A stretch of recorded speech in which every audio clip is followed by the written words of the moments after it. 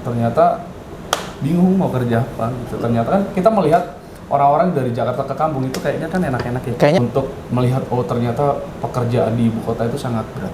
Ya udah kita buat nyambung hidup di situ sehari paling dapat 12.000 berdua gitu. Harinya mulung kita sehari dapat 12.000. Saya jadi connect proyek itu dikasih bayaran sekitar 25.000. Setelah kesempatan itu saya ambil, saya selama 3 tahun itu saya belajar untuk jahit, masang, instalasi, bongkar pasang semuanya. Saya 2010 aja belum bisa bikin email. Oke guys, bertemu lagi dengan saya Ariel di Behind the Bike Reels Moto. Nah, di Behind the Bike kali ini kita kebetulan sekarang berada di daerah Cikunir. Nah, di sini ada namanya Hardy Classic Car Interior, tempat untuk modifikasi interior seputar mobil. Dan ternyata ownernya dulu adalah seorang pemulung nih guys nih. Nah, dan kebetulan adalah seorang biker karena dia baru beli motor nih. Itu motor yang nanti kita akan review. Penasaran bagaimana pengalamannya dari seorang yang tadinya pemulung menjadi seorang pengusaha sukses di interior mobil. Selanjutnya di Behind the Bike Reels Moto.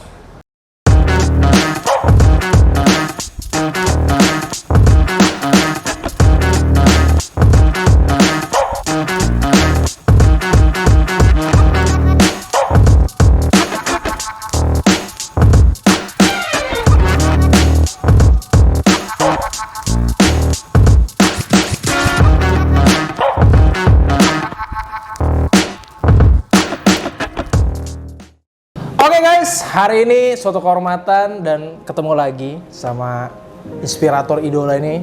Inspirator. Masih bocah inspirator. Waduh, Hardy Classic Brother, terima kasih. Akhirnya sudah menyiapkan waktu di awal-awal tahun ya. Di 2023 selalu menjadi perjuangan yang luar biasa. Luar biasa. Nah, jadi tadi udah kita bridging ya. Jadi Hardy Classic ini dulunya Brother adalah seorang pemulung nih bro, yang berasal dari Blora. Nah, itu awal mulanya gimana sih Brother kalau boleh tahu nih? Wah, ini penasaran banget nih. Aduh, pagi-pagi udah diajak podcast begini. Iya. Soalnya kalau ke Hardy Classic ini bawanya inspirasi mulu soalnya Brother nih. Aduh. Gimana sih? Ditanyain kapan beli motor gitu. Waduh. Inspirasi. Justru sebenarnya ini lagi transaksi nego, tipis-tipis ya kan? Oke. Gimana Brother nih awal mulanya dulu gimana sih bisa menjadi seperti ini gitu? Ya, pertama-tama sih pastinya awal mulanya dulu kita sebagai anak kampung yang memang benar-benar nggak punya dan pengen berusaha gitu. Dan kita selalu minta doa restu pada orang tua. Itu awalnya pasti gitu. Enggak, awalnya kita emang dari Blora ke mana? Dari Blora ke Jakarta itu ada hanya sebatas truk yang jalan ke arah Jakarta, ya udah kita ngikut aja. Dan di situ lihat Jakarta itu kesannya kita melihat buset luar biasa banget gitu ya, keren-keren, gedungnya tinggi-tinggi, mobil-mobil bagus-bagus. Dan di situ kita mempunyai rasa apakah mungkin sih bisa gitu. Itu tahun berapa Brother pada saat memutuskan untuk 2007 usia berapa tuh bro? Itu usia sekitar 17 atau 18 tahun. 17 tahun lah. Tujuannya ke Jakarta hanya nggak tahu berarti? Iya 17. Lulus SMP itu berapa ya? Kita hanya sebatas 15 tahun lah ya? Ya kurang lebih 15 tahun lah. 15-16 lah kalau nggak salah ya. Oke. Karena 15-16 itu masih kecil banget. Dan waktu itu dari kampung ke Jakarta diturunkan di belakang Bandara Soekarno-Hatta situ. Setelah diturunkan itu, ya ternyata bingung mau kerja apa gitu. Ternyata kan kita melihat orang-orang dari Jakarta ke kampung itu kayaknya kan enak-enak ya. Kayaknya ada perubahan luar biasa dari dia. Nah, kita pengen juga gitu. Karena kita kan dulunya benar-benar sampah masyarakat untuk di wilayah saya. Loh emangnya kok bisa dibilang sampah masyarakat? Ada gimana tuh Brother kalau boleh di-sharing-sharing? Awal dulunya itu kita nakal banget sih. Oke. Dulunya nakal banget. Maksudnya apapun itu kita lakukan lah. Karena kan emang kita anak orang nggak mampu yang makan aja seadanya, tidur ya terserah lah gelandangan gitu ya. Dan dari kecil emang kita mencoba hidup mandiri gitu. Walaupun saya sekolah aja, saya masih bantuin kerja di proyek apa gitu, bantuin pada saat di sana di kampung. Dan akhirnya saya memutuskan dulu saya minggat ke Jakarta aja. Singkat cerita minggat ke Jakarta di belakang Bandara Soekarno-Hatta, dan di situ saya menitih untuk melihat ternyata pekerjaan di ibu kota itu sangat berat.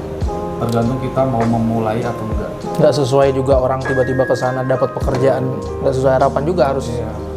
Dan di situ saya sempat tuh bingung sama ada kawan saya 3 orang awalnya. Oke.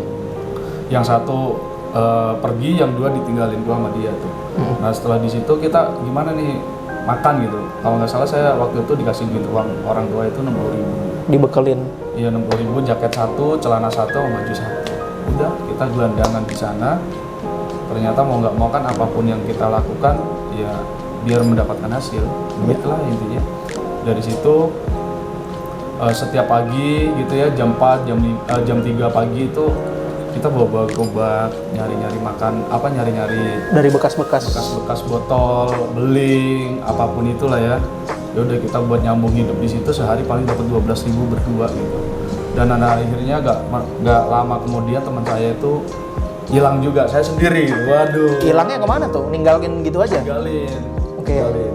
Tapi teman saya luar biasa sih, sampai sekarang juga masih ingat. Kontak ya? Itu selama berapa tahun tuh, brother? Maksudnya dari yang tiba-tiba datang ke Jakarta kan nggak ada tujuannya. Iya. Itu berapa lama tuh? Nggak lama ya, tapi saya mencoba itu kurang lebih sebulan atau sampai 3 bulan. Untuk mulung gitu, Iya. untuk mencari makan. Tapi kita kan selalu bertanya-tanya kepada orang, kalau ketemu orang nanya, Pak ada kerjaan nggak, ada kerjaan. Ada lowongan nggak gitu ya? Dan akhirnya kamu bisa apa? Udah jadi connect proyek aja gitu. Nah disitulah ada peningkatan yang tadinya mulung kita sehari dapat 12.000, saya jadi connect proyek itu dikasih bayaran sekitar 25.000 sehari. Jadi ada peningkatan pemasukan Ya, tuh. di situ udah benar tuh alhamdulillah gitu. Nah, dari proyek itu Oke. nyari-nyari lagi ketemulah di Jok Mobil di tahun 2017. Oh, 2007 sorry. berarti dari lompatannya tuh dari yang tadinya mulung, habis itu ke connect proyek. Proyek itu di Grogol itu 5 kali kalau saya. Kok bisa tiba-tiba dari jok mobil, apa tuh momennya, brother? Ya maksudnya kita kan selalu bertanya kepada orang-orang ya. Jadi adalah namanya kalau kita mau bergaul kepada siapapun berpikir yang baik Ada kan aja pastinya jalan ada. jadinya ya. Nah dari situ ada peningkatan lagi, tapi gajinya nggak besar. Sebulan hanya 300.000 nggak apa-apa, yang penting saya ambil. Nah setelah kesempatan itu saya ambil, saya selama 3 tahun itu saya belajar untuk jahit, masang, instalasi, bongkar pasang semuanya. Saya nggak memikirkan bahwa saya mendapatkan gaji 300.000 awalnya, karena saya memikirkan saya pengen mendapatkan ilmu yang dari jok mobil. Karena apa, jok mobil ini kan kalau saya melihat mobil kan setiap hari kan ada. Iya. Otomatis orang kan mau restorasi, mau dandanin, mau bagusin mobilnya itu kan pasti ada lah ya. Namanya Jakarta kan kota besar. Nah dari situ dari 2017 ke 2017 terus ya, 2007 ke 2010 itu merasa saya mempunyai ilmu, skill. Iya, dapat dari pengalaman itu ya. Pengalaman 3 tahun. Nah dari 3 tahun itu kita berbisnis kepada teman-teman. Waktu di Kemayoran itu ada kios-kios yang 3x3 itu gratis, cuma bayar lampu. Oh ada tuh pada zaman itu tuh. Iya 2010. Nah, singkat cerita dari situ teman-teman kita cari 4 orang, tukang jahit, tukang pasang, tukang pintu, tukang tukang pola. Jadi mempunyai Jadi kegiatan tim. masing-masing tim. Iya. Nah dari situ udah kita mencoba saya menjadi, kalau malam saya jadi marketing. Oke. Jadi awalnya jadi marketing itu gini, waktu zaman itu toko bagus ya, toko bagus iya, kan toko. ada salah satu, saya 2010 aja belum bisa bikin email. 2010 tuh. Iya, nggak ngerti. Iya. Tapi saya selalu ke warnet nanya lagi, Mas, cara bikin email gimana? Nah, anak-anak Jakarta, Betawi itu kan bantuin lah, ini cara bikin email, cara matiin, cara hidupin Iya. gitu ya. Pokoknya terus cara bikin iklan toko bagus gimana, udah dari itu saya ulang-ulang terus dan akhirnya mendapatkan hasil lah. Dan hasil itu berapa aja kita terima. Dalam arti dikasih orang berapapun nawar, yang penting ada lebihnya sedikit, Sikat lah ya. ambil sedikit ambil. Dan rutinitas itu selalu kita jalani ya, blocking time ya. Bahasa kita agak berbeda. Iya ya, luar biasa. Jadi kita nyusun nih, setiap malam habis maghrib sampai 2 jam pokoknya saya di warnet. Sampai detik itu, jadi saya berjalan sama teman-teman itu, tahun pertama teman kita 1 hilang, tahun ketiga 1 hilang. Kenapa pada hilang kok tiba-tiba satu-satu? Jadi mau pada hidup sendiri, Oh. pada masing-masing dan cari jalan masing-masing. Iya. Dan akhirnya ya udahlah sampai 2015 di Kemayoran. penasaran. Singkat cerita saya minta sebelum itu saya minta doa restu terus tuh sama orang tua, selalu minta kabar gitu ya.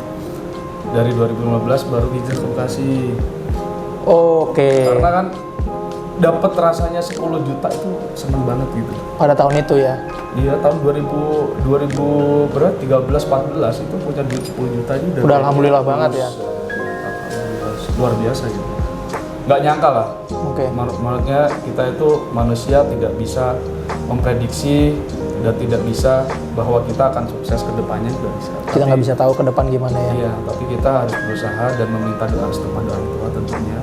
Kita berbuat baik kepada siapapun. Ya saya dapat hasil berapapun kita mensyukuri. Yes. Kalau teman-teman kalau sampai nanya anak-anak sini saya terlalu baik katanya orang. Nggak pernah marah, nggak pernah apa, nggak pernah. Gitu. Kita kalau lewat sekarang gitu ya. Iya. Boro-boro kita mimpi bisa nyetir gitu. Bapak saya aja dulu cuma hanya sebatas, kamu kalau ke Jakarta kalau mau jadi supir taksi aja. Mimpinya supir. Hanya sebatas itu.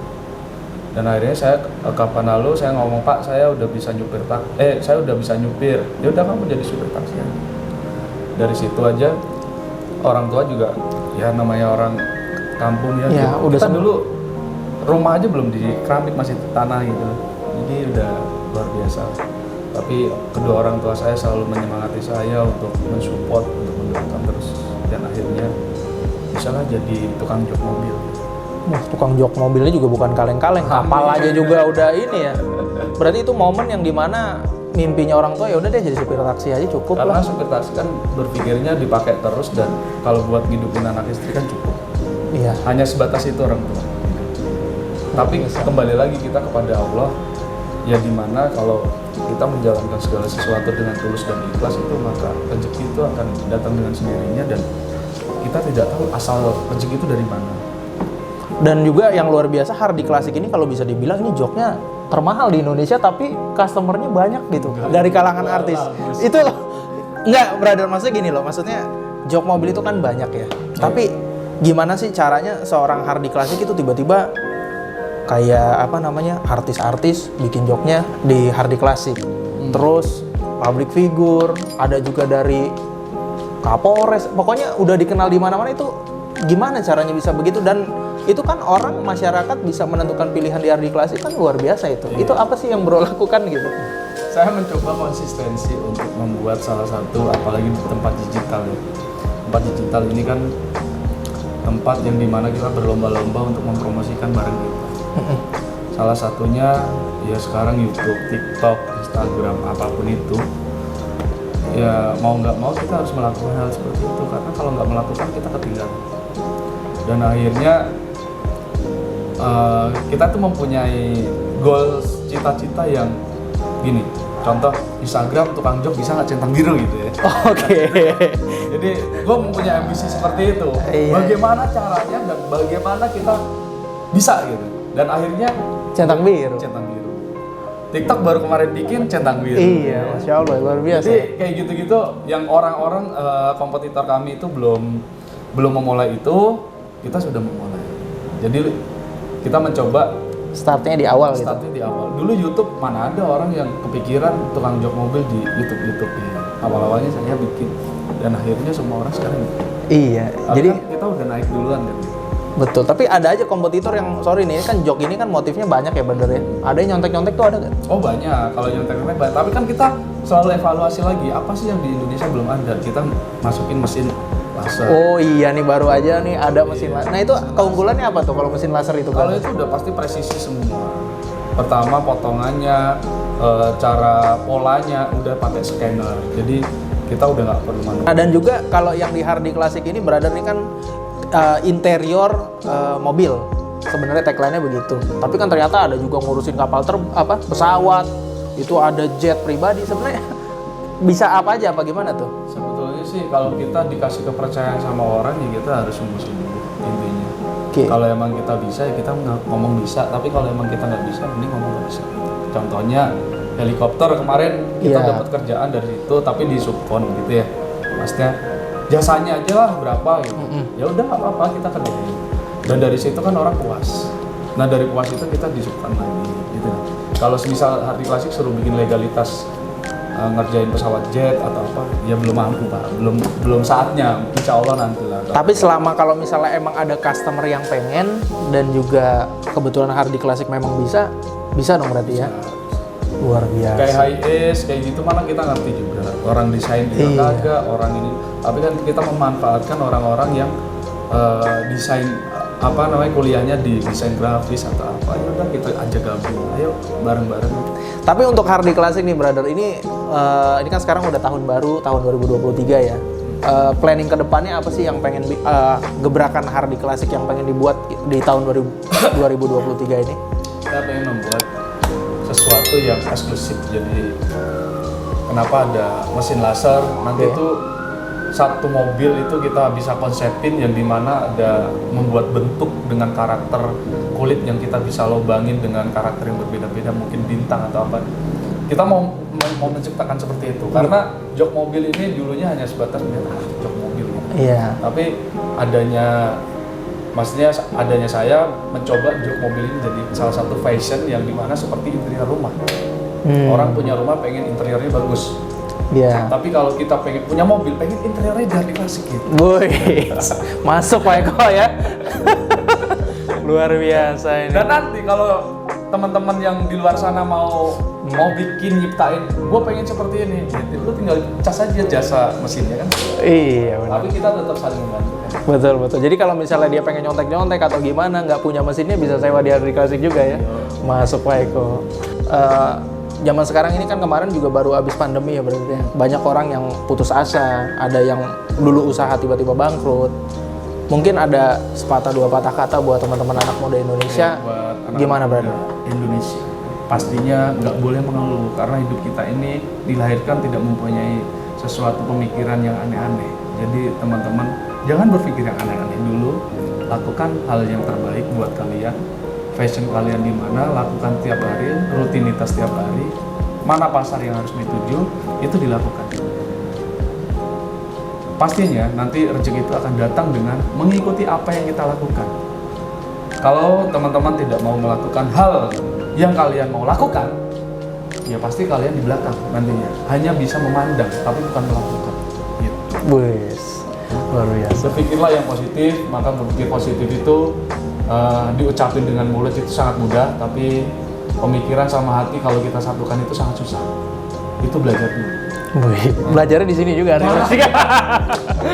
Belajar dengan sendirinya, nggak ada guru, nggak ada apa. Tapi kalau kita sendirinya mau melakukan hal-hal yang bagus, pasti akan mendapatkan yang bagus. Tapi kalau melakukan jelek, pasti akan mendapatkan. Jadi sesuai mindsetnya kita. Karena hidup itu hanya satu sebetulnya, keyakinan yang harus kalian pilih. Wih, Masya Allah, luar biasa. Buat kalian jangan lupa nih yang pengen interior mobilnya atau mungkin kalau ada pesanan perahu kapal apalah pokoknya mobil high-es atau ini pengen dimodif-modif bisa langsung hubungi di Hardi Classic, nanti Instagramnya di bawah ini. Luar biasa, dan juga dia ada cafe juga tuh nanti bisa situ juga ya. Oke, terima kasih brother dan sukses selalu, sampai ketemu lagi di Behind the Bike Reels Moto. See you guys.